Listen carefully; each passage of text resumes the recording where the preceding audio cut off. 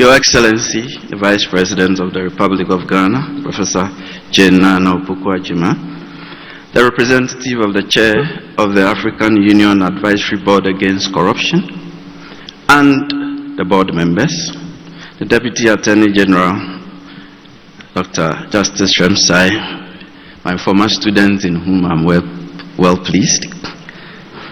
I had to do that.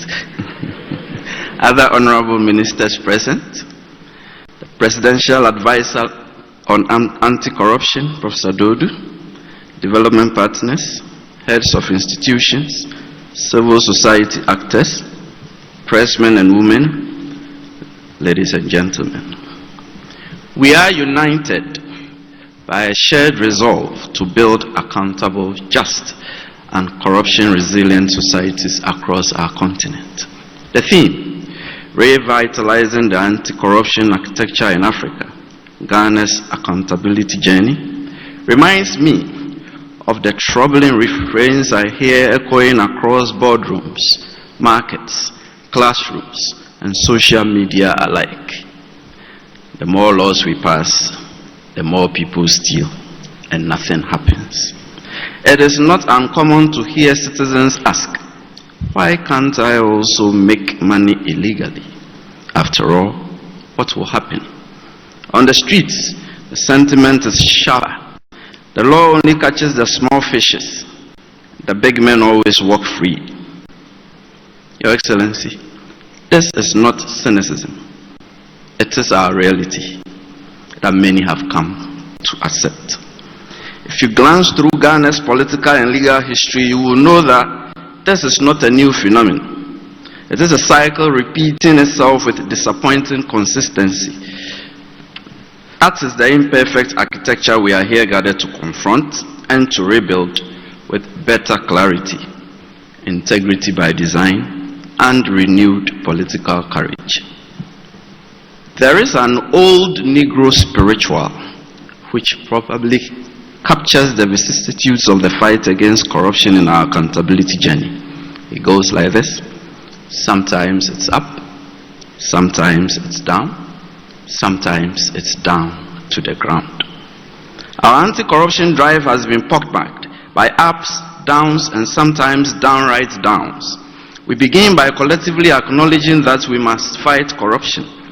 That lights a glimmer on the horizon, accompanied by copious fanfare.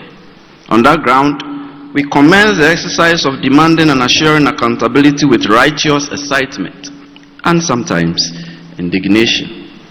Each surge in corruption has been met with varied responses, from coup d'etat to commissions of inquiry that generated countless reports, most of which were eventually forgotten.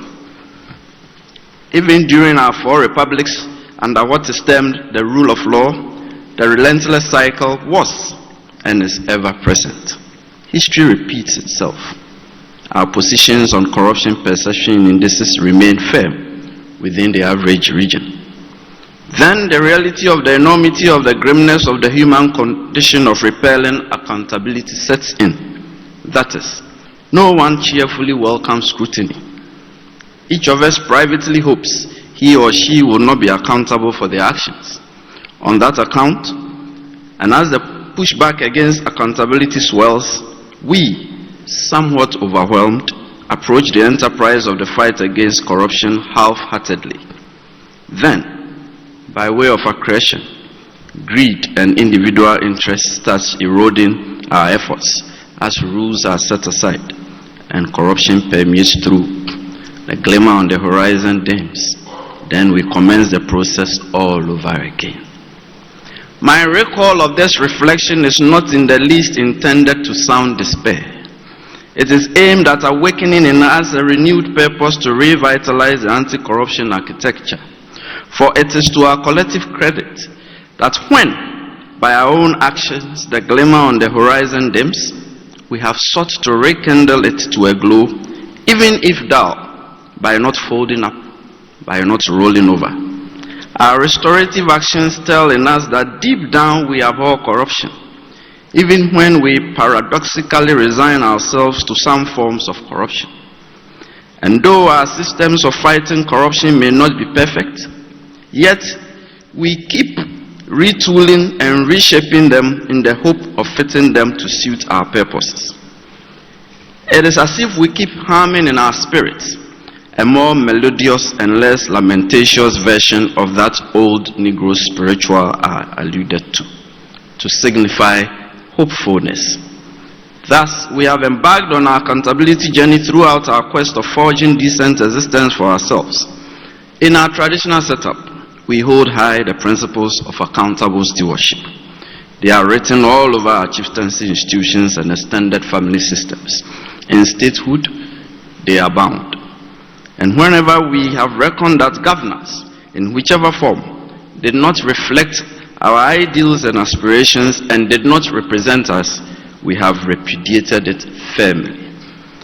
And it was surely on the back of our very essence of assuring a just and fair society grounded in accountability that fortified our forebears in the 1890s to firmly reject the Crown Lands Bill of 1894-1897, which had the shrouded effect of reducing our lands into possessions of the English Crown. Indeed, the anti-colonial organization formed by our people, Aborigines Rights Protection Society, sent a delegation from our then Gold Coast to London to drive home a point with success. Our argument was simple. There are no ownerless lands here. Every inch of our land is tied in with the soul, culture, and religion of our people. Therefore, our land could not be held to be anyone's possessions. If you desired a parcel of land, you negotiated for it. If the colonial government acquired land, it ought to pay compensation to the owners. Thus, the principle was firmly established at Westminster that in our then Gold Coast, native law will remain and prevail with regard to the devolution of land.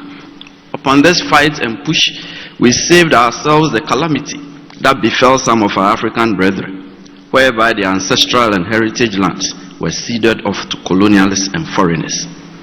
We kept the torch up so our lighters would not dim, and so in 1948, our outright repudiation of high-handed and unaccountable governance and grand corruption through boycotts of European and Asian goods and a 5-day countrywide rout following the clearly unjustifiable and inexcusable killing of peaceful protesting ex-servicemen by a white police superintendent, forcefully imprinted on the minds of the colonialists that our then Gold Coast, which had been touted as a model colony, was slipping away irreversibly. The Watson Commission, which inquired into the 1948 occurrences in our then Gold Coast, observed that we are convinced that there's a widespread and rapidly growing feeling among the people that they are being governed without their consent and in a manner which makes them feel that the government is not their own. Unless prompt and bold action is taken, the present system of government cannot continue. The Gold Coast had slipped away. This was how we heralded our independence from colonial rule. We are set on our 4th republic now, and may this be our last. The republican periods have been dot-marked by 5 successful military coup d'etat. It may well be that the fight against corruption has been a popular go-to rubric, either to get one elected or to enable one to seize power, as our history has shown. And though our efforts seem like disappearing acts, we have ever so much sought to make things work, and the refrain of the fight against corruption has underlined every government that has governed us. Indeed, the last 4 election cycles were battled out on the fight against corruption. And so, Your Excellency, it came to pass that we constituted about 50 corruption-related commissions of inquiry to stamp our opprobrium against corruption. Permit me to tell in quotes from the conclusions of some of these inquiries. The Cowgirl Commission, which investigated corruption in respect of the Cocoa Purchasing Company, remarked in its report in 1959 that, quote, there are disturbing indications of corruption among some public officers. This was in 59, unquote. Then came the Earning Commission report in 1970 in respect of an inquiry into bribery and corruption in Ghana, and it opined, quote, bribery and corruption are widespread in Ghanaian society, manifesting in various forms such as kickbacks, under-the-table payments, and other illicit financial transactions aimed at influencing decisions or securing favors, unquote. This was in 1970. Then the military adventurers also jumped on the train and refrained. They all sought to justify their forceful takeover of government by pointing to corruption in the administration they wrestled power from. Here, General Ankara, one of the main architects of the overthrow of Nkrumah in 1966, he said, "We have been called upon to rescue the nation from the tyranny and corrupt practices of the past administration." Unquote. A few days later, the National Liberation Council stated on the radio, quote, "We want to establish a government based on honesty, transparency, and integrity, values which had been eroded by Nkrumah's corrupt one-party dictatorship." This was in 1966.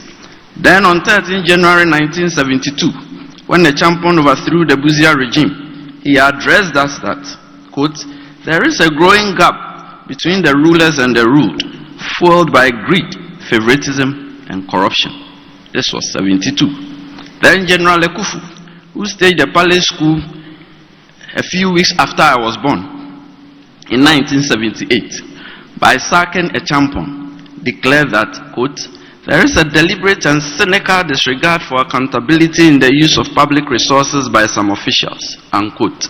This was in 1978. On his second military adventure on New Year's Eve 1981, Rawlins, upon overthrowing the Liman government, lamented, "During the Liman administration, serious allegations of corruption against top functionaries and party intrigue, even in parliament, became a matter of idle gossip. Among the big men, it was even possible to arrive at settlements, sometimes judicially sanctioned, of these affairs. The wealth of the nation was merely the playground of its leaders," unquote. This was in March 1982.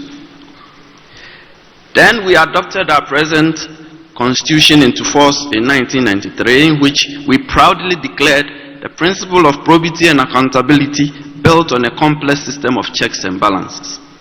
On the international scene, we ratified the United Nations Convention Against Corruption, ANCAC, on 24 June 2007, and the African Union Convention on Preventing and Combating Corruption around the same time. Under the Constitution, we established the Commission on Human Rights and Administrative Justice, SHRAJ, and tried to clothe it with anti-corruption mandates under Article 218E of the Constitution. We then created the Serious Fraud Office, which we rechristened the Economic and Organized Crime Office, YOCO, to tackle economic crimes with a sidewind criminal anti-corruption mandate. 20 years after running this model, it became clear that the SHRAJ anti-corruption model was impractical and it was not working. This is because SHRAJ's real intended purpose, as the National Human Rights Commission and the Ombudsman, rendered it unsuitable to fight corruption in the real sense, and the Article 218E mandate was clearly a stopgap measure for a much more robust and concrete future anti-corruption regime. Further, it saddled SHRAJ with dilapidating inundation, as it lacked any real power in the anti-corruption space, as its mandate does not involve any sanctions. This is because it is required merely to circuitously forward the outcome of its anti-corruption investigations to the Attorney General and the Auditor General. The YOCO setup was also not optimal. This was mainly because YOCO is an agency under the Attorney General's department and is invariably able only to institute criminal proceedings on the say-so of the Attorney General. This rendered it incapable of tackling corruption, especially regarding political actors and politically exposed persons. The need for an independent institution with an effective and all-encompassing anti-corruption mandate became increasingly pronounced, especially during the institution of the National Anti-Corruption Action Plan, NACAP, in 2014. The underlying philosophy of the NACAP is the recommendation of the establishment of an independent prosecution authority to effectively tackle corruption. The thinking was that the Attorney General, being a member of Cabinet and the Chief Legal Advisor to the government, is not well suited to investigate and prosecute members of a government to which he belonged. There is still immense force in this thinking, Your Excellency. This was the chief consideration that informed the passage of the Office of the Special Prosecutor Act 2017 Act 959, which established the Office of the Special Prosecutor in 2018 as a flagship anti-corruption institution of the Republic with a unique fourfold mandate of investigating corruption and corruption-related cases, prosecuting suspected offenders, recovering and managing assets, and taking steps to prevent corruption. Intended as fulfillment of a campaign promise during the 2016 presidential election process, the OSP is actually the satisfaction of Ghana's treaty obligations under Articles 6 and 36 of ANCAC that require state parties to establish independent specialized authorities to combat corruption through law enforcement, and Article 5.3 of the African Union Convention. Its outlook is also intended as founded on the Jakarta Statement on Principles for Anti-Corruption Agencies pronounced in November 2012 by parties to ANCAC. Your Excellency, the OSP model represents our best bet in tackling corruption. And upon this architecture, it is a unique and never before seen remedy designed as a cure of the inadequacies of the traditional methods we had previously adopted, which are characterized by the lack of real legal and enforcement powers and independence of action, as the model retains total control over the initiation of the conduct of investigations and the institution of criminal proceedings. Then again, the model affords political neutrality and non-selectiveness in the fight against corruption. For the first time in our history, the OSP model forcefully carries the fight against corruption not only in the province of public officers and public life, but also among politically exposed persons and persons in the private sector. The model is not without its shortcomings, as is suffered by every human construct. Yet we have a golden opportunity to, once again, retool and reshape it to fit our purposes during the current exercise of constitutional review. On this score, it must be borne in mind that the fight against corruption is multifaceted. First, the law always appears to be a step behind criminal innovation, and as technological advancement ushers in marvels hitherto unknown, perpetrators of corruption devise sophisticated ways adapted to avoid detection. Second, truth is always the first casualty in any criminal inquiry. Those who engage in grand corruption are wealthy. They possess the means and wherewithal to mount formidable campaigns of misinformation and truth distortion. They also pose a real and present danger to anti-corruption officials through intimidation, open threats, and actual harm, even to the point of killing. After all, I would like to say, wealth equals protection, and power is immunity from scrutiny. Third, corrupt activities are the most difficult to prove, as they are carried out in stealth, and the state of mind accompanying such acts are often well tied, shrouded, and unregulated by clear criminal constructs. Fourth, corruption prevention is preferable to after-the-fact models of fighting corruption. It is more productive and cost-effective. Better to prevent the outbreak of a stitch than to seek to sow it after it ensues. These pragmatic considerations should guide our plans on this architecture. The focus should be on a system which will stand the test of time, Your Excellency. With this in mind, that while no anti-corruption system is fail-safe, ours should be reasonably able to withstand attack. On this reckoning, we should highlight lifestyle audit non-conviction-based asset recovery. Global anti-corruption best practices indicate that broad-based lifestyle audit, non-conviction-based asset recovery, presents the fairest and optimal method of frontally addressing corruption and unexplained wealth in both public and private contexts, though it is not without controversy. However, it is gratifying to note the receptiveness of our jurisprudence of lifestyle audits under Article 2864 of the Constitution. However, it is strictly limited in scope and outlook, as it only applies to certain public officers and only in respect of the asset declaration regime. Then again, there is no prescribed sanction beyond the declaration that property or assets acquired after the initial declaration of assets and which are not reasonably attributable to reasonable sources will be deemed to have been acquired in contravention of the Constitution. Further, this problem is exacerbated by the fact that our criminal anti-corruption provisions in the Criminal Offences Act 1960, Act 29, and other enactments look primarily to public officers. private persons are only implicated if they corrupt or seek to corrupt public offices. Otherwise, private persons are not within the purview of our traditional anti-corruption fight. It is for the above and other considerations that the advent of the OSP regime took the fight against corruption beyond our traditional arena of public life and situated the fight squarely among public officers, politically exposed persons, and persons in the private sector, as reflected in the long title of the Act and copious sections under the Act in the specific context of asset recovery. That is the third mandate of the OSP, which is to recover and manage the proceeds of corruption and corruption-related offenses in relation to public officers, politically exposed persons, as well as persons in the private sector.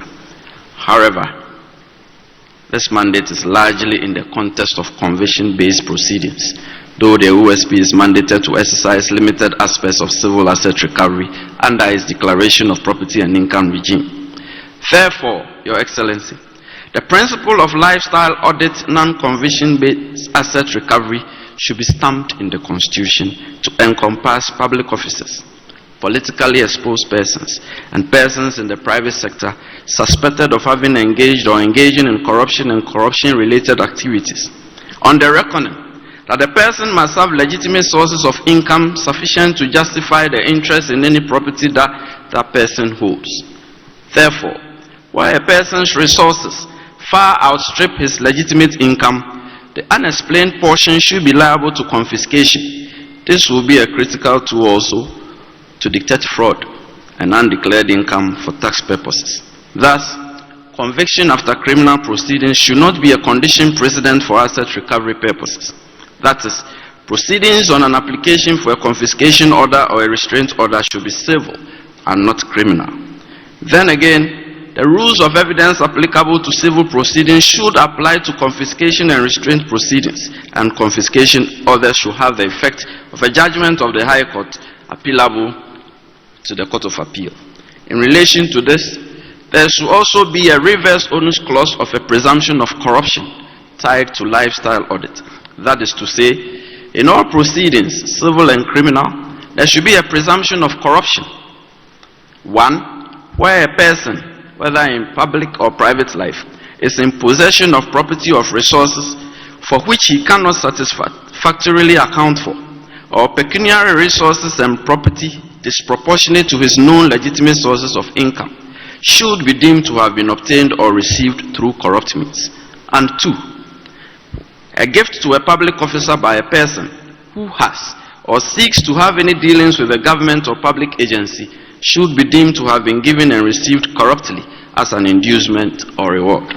Further, there should be a more robust and effective asset declaration mechanism in respect of public officers and persons undergoing lifestyle audit to close the loop on the amassing of illicit wealth and to enhance accountability.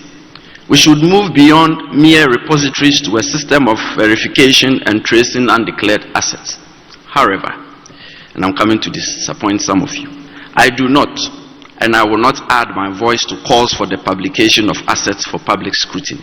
In our experience, it will be unhelpful and would merely subject public officers to inordinate public curiosity and the specter of the real likelihood of reprisals against their assets. In my estimation, a publication of who has declared or has not declared his assets in the context of a workable asset verification and tracing model would be sufficient to assure the integrity of the asset declaration system. On another score, I dare say corruption begins where values collapse. That is why integrity must be designed into our educational system, from the basic level through to the tertiary level. And I'm looking at students. A student who regards a corrupt businessman as his or her role model would invariably emulate him without remorse. Do not do so.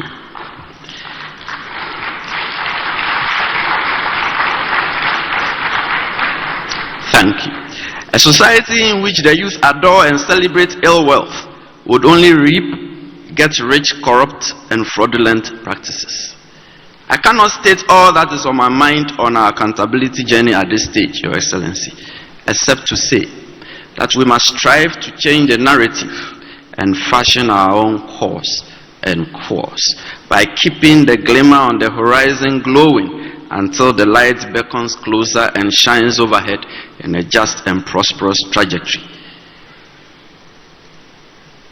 Let me try and add my own version to the old Negro spiritual I alluded to when I began. Remember, I said it goes, sometimes it's up, sometimes it's down, sometimes it's down to the ground. I want to re-sing it. Sometimes it's up, sometimes it's down, and even when it's down, we shall keep the lights up. Thank you.